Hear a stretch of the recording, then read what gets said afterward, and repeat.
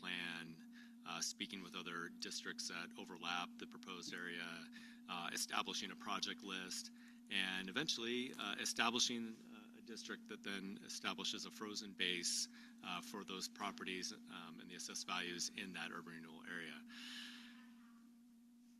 So this is our summary of the urban renewal fund, both funds. I don't know if this is actually on a page, but I just want to give you a page 103. That's the project fund. 100, sorry, 100. Doesn't need to fold out, it's too small. It is. So there's only two funds. There's the debt service fund, and then there's the capital projects fund, or the project fund. So as a refresher, I think did we cover this in the Budget Committee 101? I don't remember if we talked urban renewal or not. As a refresher how urban renewal districts work, back in 2003 when the district was established, at that moment, the assessed values for the properties in the urban renewal area are frozen. So the tax base, essentially, we call it the frozen base, is frozen. And in this case, it's $4 and change $1 million of assessed value. That is the frozen base. And then anything that happens beyond that, so new growth, development, investment in properties, redevelopment, added value of properties in that urban renewal area becomes the increment. So when we're talking about the increment value versus the frozen base, that's what we're talking about. And so this graph demonstrates if we added just a 3%, the automatic, if there was no growth in the urban renewal district, if there was no development, but per measure 5 and 50, we get that 3% growth on assessed value. That's the orange line. The frozen base is the blue line, so that's what the district, when it was established in 2003, and then the green line is the increment of the assessed value. And you see this kind of correlates with some of the growth in Sisters and the development and kind of the cycles, economic cycles, right? The recession, some of the dips is not just depreciation that happened during recessions, but it's also the city probably bought some properties, or there was transactions that changed the category of the property. It could become publicly owned or nonprofitly owned, so no, we're not collecting taxes off of those properties. And then similar to a lot of other things we've seen today, after COVID and the Zoom Town era, things really started to escalate. Sisters became pretty popular, a lot of growth and development, including in our downtown. So that graph correlates then with the tax increment that is generated by the incremental property value and then divided among the overlapping tax districts to come up with that annual amount that then becomes the tax increment that goes into the debt service fund. And we're now at $580,000 in property tax revenue for the district. And why is that important? Well, this year, we went through an exercise to update our financial projections for the district to understand how do we best utilize the remaining maximum indebtedness that we have for the district. So when an urban renewal area is established, you also you establish the capital projects plan, or what the projects you propose to complete during that urban renewal plan. And you also establish a maximum indebtedness. So basically telling folks, we're going to do X amount of projects over the next 30 years using tax increment to fund those projects through debt financing. And because of the success of our downtown and the growth and the reinvestment and the public projects that have spurred, private investment, we were able to then re-up our financial projections to recognize that we could use the full maximum indebtedness before our sort of deadline for new projects and issuing new debt by 2030. So this year, just recently, we issued $4.2 million, or we got a $4.2 million loan to complete the Adams Avenue streetscape projects and raise the other capital or obtain the other capital to complete the rest of the projects in the plan before it has that deadline to 2030. So pretty successful as far as an urban renewal district is concerned, in my opinion. As you usually see with these, it starts off slow, right? You have that frozen base, and you got to wait for investment to happen, for the assessed value to grow in the district before you have enough tax increment to then start doing bigger projects by issuing debt.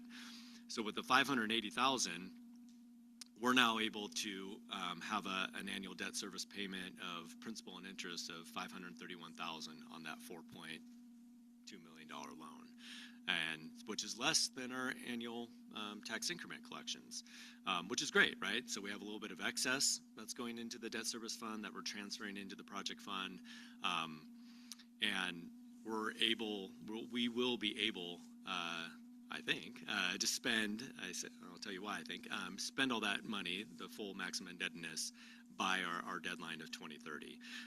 So we've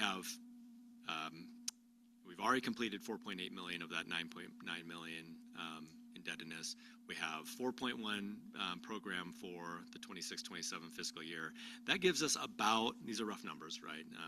They're more precise than this, but about $1 million left to spend between the 26-27 fiscal year and the end of 2030. Not all that is at once. Some of that is available today.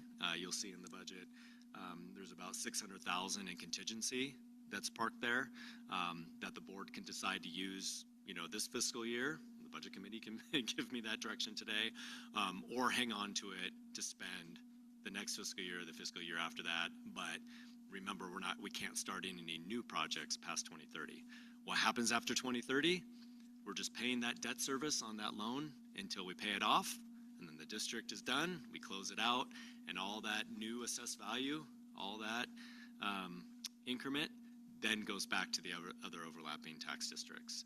For the city of Sisters, that's about $115,000-ish a year that we'd start receiving. Same rough amount for the fire district. Other districts like SBRD and Soil and Water Conservation County will also receive their portion too. So we're getting close. We won't have very many more of these budget committee meetings that actually talk about projects, just a couple more, and then we're just talking about how much debt we're serving and when the loan will be paid off. So what are those projects that we're doing with that 4.1? So Adams Avenue is underway, but we've spent the parking district fund money, but the bulk of it, the construction is happening this summer. So a lot of that construction, the pavement, concrete, and things like that will be invoiced and be hitting our accounts after June 30th. We still have money set aside for downtown art. That's a council goal to keep that in mind, and so $175,000 is earmarked for acquiring art and place it in downtown. We got a public art advisory board that is probably going to be helping set up a process to help determine where that best is and what art. We have the workforce housing grant that's a carryover from this year that is also for the Large Commons project. So turns out we'll probably need to do a couple tweaks to our program to help facilitate habitat in terms of sort of the requirements of the grant agreement, but also debt to income ratios and things like that with the workforce housing. They're a land trust model, so but we hope to have that done relatively soon. And then the signage. So this year the city went and city embarked on a project with Explore Sisters and some community outreach to come up with a new signage master plan. And we have designs that are adopted now. We have some engineering to do, but Carrie Prosser's done some work in getting some preliminary quotes on what it would look like to change out our wayfinding signage and milestone type signage kiosks in our downtown, both for pedestrian and vehicular signs. And so we put some funding in there. There's some more work to do to kind of refine this and present that to the board. But something I think will really enhance our downtown is updating the signage. All right, back to the summary. I mentioned a couple things that I mentioned in the presentation. So the transfer in loan proceeds line item. So you see in the projected year end and in the budget. So we anticipated going out and getting that loan. We did it. Here it comes, about 4.15. We have it. that closed. So that's in the projected year end. And then this 600,000 is reflecting what I mentioned, that we're transferring the excess funds into the project fund. So if the board does have a project that comes up in the this fiscal year, they'll have that capability of transferring that money out of the operating contingency for that project. And then capital improvements, that $3,645,000 with the Adams and art. We also have a materials and services line, and that's in the project fund page. The details on page 104. What I wanted to point out here is one thing I asked the finance director to do this year and probably going forward is that the amount of time that we're spending with the Urban Renewal Agency has really increased. If you looked at the financing, you looked at the kind of the project financing that we're doing, we're looking at the workforce housing, art. We're spending a lot more staff time, and so we're transferring more money for administrative services into the general fund for these services. That's very common. All districts do that. We had been doing it, but about 30,000. We're definitely spending more time on urban renewal, so we bumped that up. The other thing that we included under contracting services as sort of a placeholder, but we do have a proposal as part of our workforce housing program. We've been working with COIC, Central Oregon Intergovernmental Council, on managing our workforce housing program, especially with the MERL program, which is a moderate income revolving loan, which would be for that large commons project that is in our urban renewal area. So I put some dollars in here in case we do move forward with contracting with COIC using urban renewal for the majority of those costs. I'm checking in. Are you doing all of the URA right now? Yeah. Okay. There is a space for a public comment that we just. Yeah. Oh, yeah. Yeah. After the message. I think my message went into detail. I just checking in to make sure we do the public comment before we get out of here. Yeah. Good reminder. Yeah, I don't have a lot to add there, other than where you'll start to see that debt service is now going to be paying that loan in principal and interest on the $4.1 million loan. But overall, pretty successful district. Like I said, it was slow to start, as most do. We had a pause sort of during the recession as we gathered more funds and tax increment built up. And now, we're on a pathway to fully use that maximum indebtedness. We have another $1 million that we can project for the next 3 years that we'll have to spend on other projects. So, look forward to being able to maximize the use of this district and then finally close it out. So, happy to answer any questions or take public comment at this point. Yeah, why don't we just go through that, what I think is a formality, but Monica, do we have any public comment? There's no in-person or online public comment. Okay, great, thank you.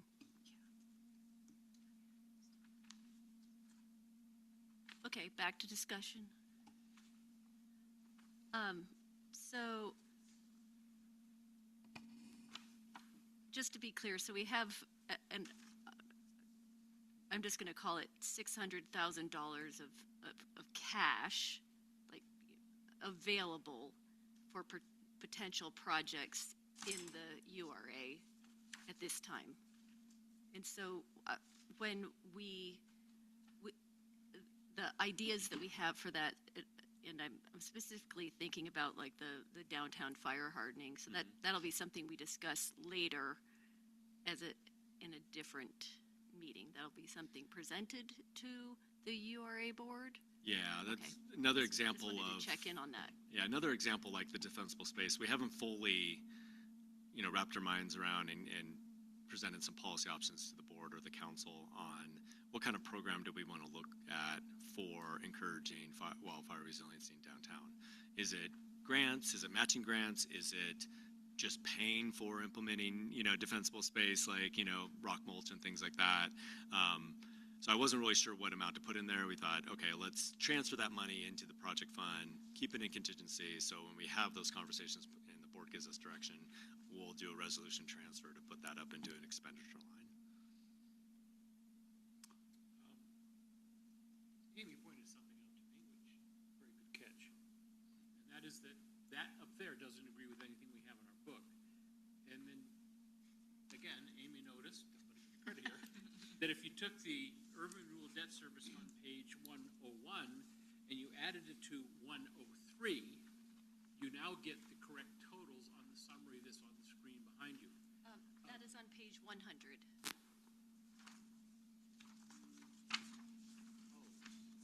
Okay. Okay, thank you. It's So kinda- it was, the presentation kind of took 3 tabs and went, Yeah. yeah. Oh, boy. I'm lucky I got your self-evaluation in an email yesterday. That's dash karma's what that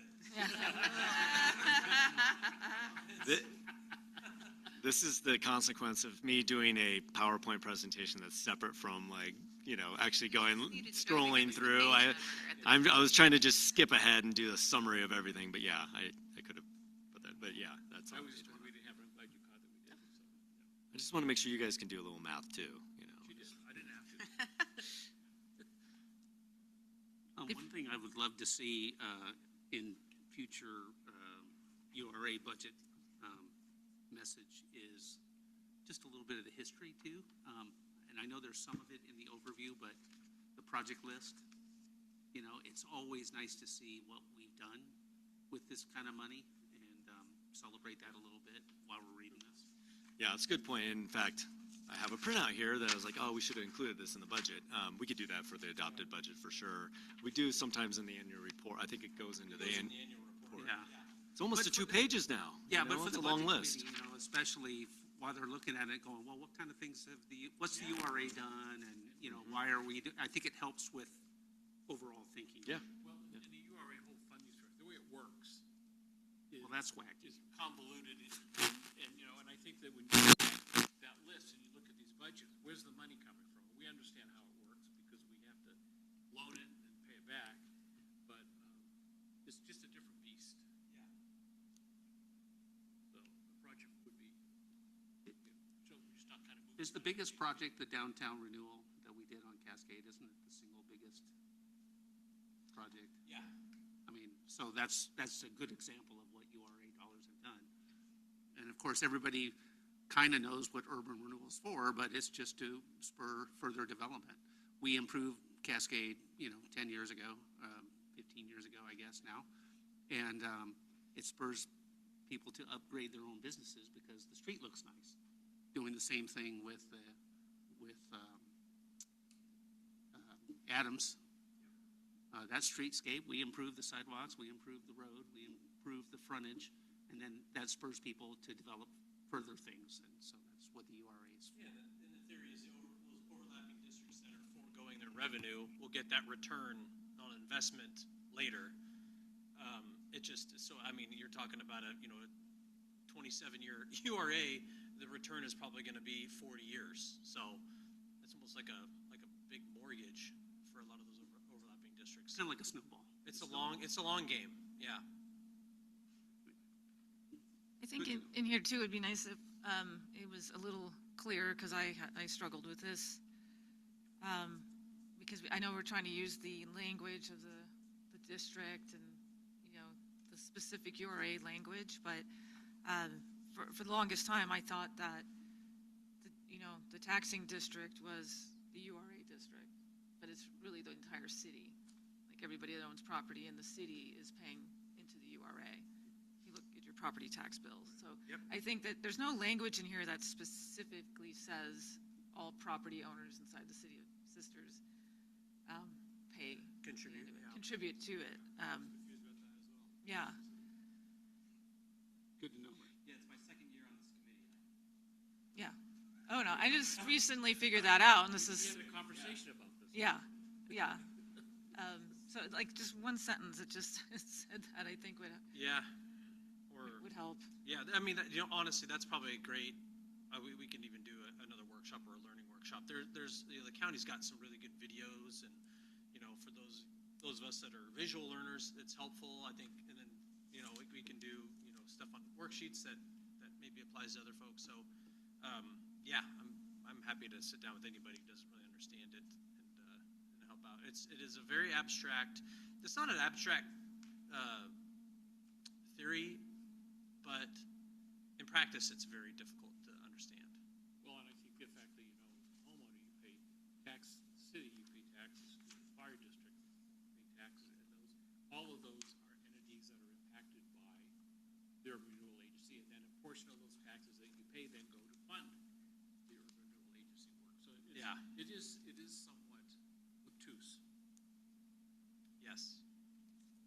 Yeah, I always try to make a point to you. Taxes aren't increased because you have that line item or renewal. It's everything else is reduced to add to give the district a tax rate to come up with that tax increment number of $585,000. So knowing that this ends in 2030 and knowing that we've got our UGB being amended, does Oregon state law allow for another urban renewal agency in the future? Absolutely. Bend has 3, right? Yeah. Well, you can have simultaneous ones? You can. There's a certain cap on how much actual land you can be in urban renewal area. I think it's like 15 or 20%. So it can't add up to be more than that. But certainly, and even this district could be extended if the board wanted to. But now the rules have changed over time versus 2003. So I think you do need to get the board approvals from the overlapping tax districts, or at least a majority from those different districts. So you'd need the fire district and SBRD and school district to all weigh in and agree to create a new district. Hood River has 7. Really? And they break them down for particular districts. Like they have the newest one was a waterfront. They're doing a lot of work down on the waterfront. They did an URA just for that. The thing I would say is our agency partners, every time we ask them for URA, they're getting less money. So we have to just always, community-wide support is obviously key to. Point of order, I know we were supposed to stop a little bit ago, and Amy had to leave. Do we want to move on? I don't want to stop the discussion, but the point is we should probably move to the votes and stuff while we have our quorum intact, because some others may have to leave based upon when we were planning to stop. Our meeting. But I just haven't realized what time it was when Amy had to go. Yeah. I'm thinking we may be getting to the point of just wrapping anyway. Is there kind of put a little hand up if you have more to discuss? I have one more question. Okay, if there's just one, let's just do that one then. Thank you. If we do the maximum indebtedness within a year or two, how long will that take to pay off? And then the URA, it has to be paid off first, then the URA is done, and then the other taxing districts, including us, revert to the normal. Right. So how many years is out are we? 2035. Okay. That's all. All right. Is the amount on the motion 6A, is that amount correct? 585, or should it be 588.5? Good observation. It is 585. The other 3,500 is previous levy taxes. Okay. So we're getting to wrap up here. So just want to thank everyone for their time today, and thank everyone, including those not in the room, for all the work that went in before today. It makes this process quite smooth. I appreciate the presentation, and it feels like it must be working because this was a very smooth meeting. So thank you. Thank you. So I will now consider motions, please.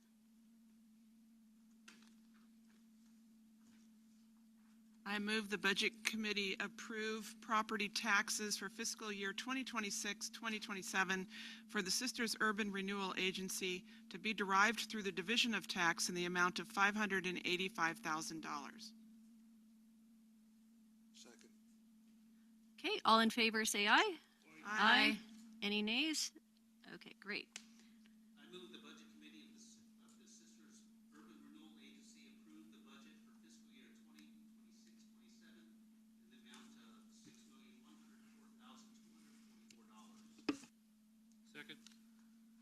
All in favor? Aye. Any nays? All right, I'm going to adjourn this meeting. Thank you.